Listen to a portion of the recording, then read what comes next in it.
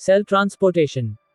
ये video cell transportation का second part है, जिसमें हम एक्टिव ट्रांसपोर्ट के बारे में समझेंगे। यदि आप इस वीडियो के फर्स्ट पार्ट को नहीं देखा है तो उसे देख लीजिए, जिसमें हमने पैसिव ट्रांसपोर्ट के बारे में जाना था। एक्टिव ट्रांसपोर्ट को शुरू करने से पहले हम पैसिव ट्रांसपोर्ट का ओवरव्यू ले लेते हैं। लास्ट वीडियो में हमने ये जाना कि पैसिव ट्रांसपोर्ट में सब्सटेंसेस का हायर कॉन्सेंट्रेशन से लोअर कॉन्सेंट्रेशन की तरफ डिफ्यूजन होता है, जिसमें किसी भी प्रकार की एनर्जी की आवश्यकता नहीं होती है। और इसके बाद हमने एक एक करके पैसिव ट्रांसपोर्ट के टाइप्स को समझा था। सिंपल डिफ्यूजन, इसमें सब्सटेंसेस का डिफ्यूजन डायरेक्ट सेल मेम्ब्रेन के फॉस्फोलिपिड मॉलिक्यूल्स के बीच प्रेजेंट गैप्स में से होता है, जिसको आप इस एनिमेशन में देख सकते हैं, जिसमें किसी भी प्रकार के मीडिएटर या चैनल प्रोटीन की आवश्यकता नहीं होती है। इस प्रकार का ट्रांसपोर्ट केवल छोटे और लिपिड सॉल्युबल मॉलिक्यूल्स के लिए ही संभव हो पाता है।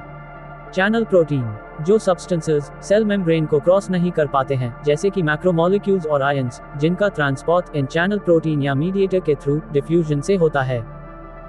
कैरियर प्रोटीन्स, इसमें सबसे पहले हायर कॉन्सेंट्रेशन वाले एरिया के सब्सटेंसेस कैरियर प्रोटीन्स से केमिकली जुड़ते हैं, और कैरियर प्रोटीन्स अपने स्ट्रक्चर में चेंजेस कर इनको लोअर कॉन्सेंट्रेशन वाले एरिया की तरफ ट्रांसपोर्ट कर देता है। चलिए अब एक्टिव ट्रांसपोर्ट के बारे में जानते हैं। एक्टिव ट्रांसपोर्ट पैसिव ट्रांसपोर्ट का ठीक उल्टा है, क्योंकि इसमें सब्सटेंस अपनी लोअर कॉन्सेंट्रेशन से हायर कॉन्सेंट्रेशन की तरफ ट्रांसपोर्ट होते हैं, अर्थात इसमें अपहिल मूवमेंट होता है, जिसमें एनर्जी की आवश्यकता होती है, जो मैकेनिकल एनर्जी में कन्वर्ट हो जाती है। इसमें मीडिएटर प्रोटीन कैरियर्स होते हैं, जो अपनी स्ट्रक्चर में चेंजेस करके ट्रांसपोर्ट करते हैं। इसके दो टाइप्स प्राइमरी एक्टिव ट्रांसपोर्ट और सेकेंडरी एक्टिव ट्रांसपोर्ट होते हैं, जिनको हम वीडियो में एनिमेशन की सहायता से डिटेल में जानेंगे। इससे पहले हम कुछ टर्म्स को समझ लेते हैं, जो इसके टाइप्स को अच्छे से समझने में हेल्प करेंगे। यूनिपोर्ट, जैसा कि नाम से ही पता चल रहा है कि एक ही प्रकार के पार्टिकल्स को कैरियर प्रोटीन्स के थ्रू एक ही दिशा में ट्रांसपोर्ट करने से है। सिम्पोर्ट, इसमें दो अलग अलग पार्टिकल्स को कैरियर प्रोटीन्स के थ्रू एक ही दिशा में ट्रांसपोर्ट किया जाता है। एंटीपोर्ट, इसमें दो अलग अलग पार्टिकल्स को कैरियर प्रोटीन्स के थ्रू विपरीत दिशा में ट्रांसपोर्ट किया जाता है। चलिए अब प्राइमरी एक्टिव ट्रांसपोर्ट को समझते हैं। प्राइमरी एक्टिव ट्रांसपोर्ट सब्सटेंसेस का लोअर कॉन्सेंट्रेशन से हायर कॉन्सेंट्रेशन की तरफ ट्रांसपोर्ट कराने के लिए डायरेक्ट, इस बात पर ध्यान दें, डायरेक्ट केमिकल एनर्जी का यूज करता है, जैसे कि एटीपी एनर्जी। लेकिन आपकी जानकारी के लिए मैं बता दूं कि सेकेंडरी एक्टिव ट्रांसपोर्ट में केमिकल एनर्जी का डायरेक्ट यूज नहीं किया जाता है, जिसको हम वीडियो में आगे डिटेल में जानेंगे। जिस एनिमेशन को आप स्क्रीन पर देख रहे हैं वे यूनिपोर्ट प्राइमरी एक्टिव ट्रांसपोर्ट है, जिसमें एक ही प्रकार के पार्टिकल्स का मूवमेंट एक ही दिशा में लोअर से हायर कॉन्सेंट्रेशन की तरफ ट्रांसपोर्ट हो रहा है। यूनिपोर्ट के एग्जाम्पल कैल्शियम आयन पंप और प्रोटॉन आयन पंप आदि प्रकार के कैरियर प्रोटीन्स है, जो एटीपी एनर्जी का डायरेक्ट यूज करके इनका अपहिल्स मूवमेंट करवाते हैं।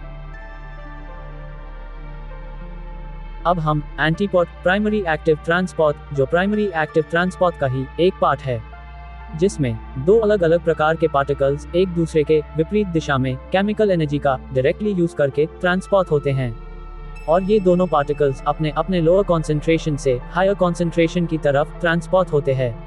लेकिन मैं आपको पहले ही बता दूं कि जिससे आपको वीडियो में कंफ्यूजन ना हो कि सेकेंडरी एक्टिव ट्रांसपोर्ट में एक पार्टिकल का ट्रांसपोर्ट अपने लोअर कॉन्सेंट्रेशन से हायर कॉन्सेंट्रेशन की तरफ ही होता है, जबकि दूसरे पार्टिकल का ट्रांसपोर्ट डिफ्यूजन के थ्रू अर्थात हायर से लोअर की तरफ मूवमेंट होता है।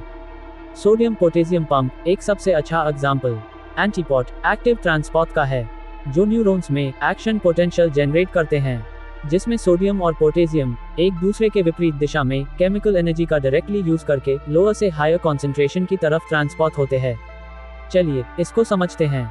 हमेशा सेल के बाहर एक्स्ट्रासेल्यूलर एरिया में सोडियम का कॉन्सेंट्रेशन इस पंप के द्वारा हाई तथा सेल के अंदर लो रखा जाता है, जबकि सेल के अंदर इंट्रासेल्यूलर एरिया में पोटेशियम का कॉन्सेंट्रेशन इस पंप के द्वारा हाई तथा सेल के बाहर लो रखा जाता है।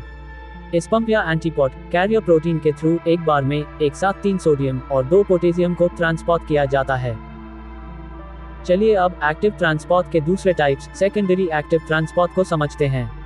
इसमें जो मीडिएटर होते हैं वो को ट्रांसपोर्ट टाइप्स के होते हैं, अर्थात ये दो मॉलिक्यूल्स को एक साथ ट्रांसपोर्ट करता है, सिंगल मॉलिक्यूल्स को नहीं।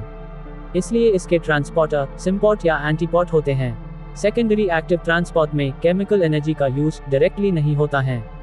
क्योंकि इसमें एक पार्टिकल का डिफ्यूजन अर्थात हायर कॉन्सेंट्रेशन से लोअर कॉन्सेंट्रेशन की तरफ ट्रांसपोर्ट होता है, जिसके कारण ये सेकेंडरी ट्रांसपोर्टर इस डिफ्यूजन से पैदा हुई एनर्जी को यूज कर दूसरे पार्टिकल्स का अपहिल मूवमेंट अर्थात लोअर कॉन्सेंट्रेशन से हायर कॉन्सेंट्रेशन की तरफ ट्रांसपोर्ट करते हैं।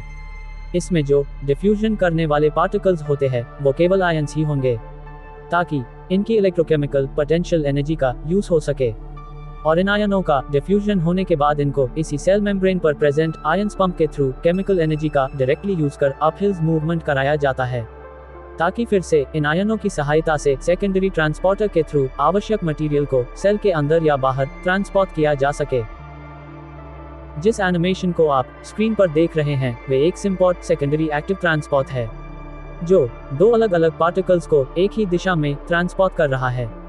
इसको हम इसके ही एक एग्जाम्पल सोडियम ग्लूकोज ट्रांसपोर्ट से समझते हैं।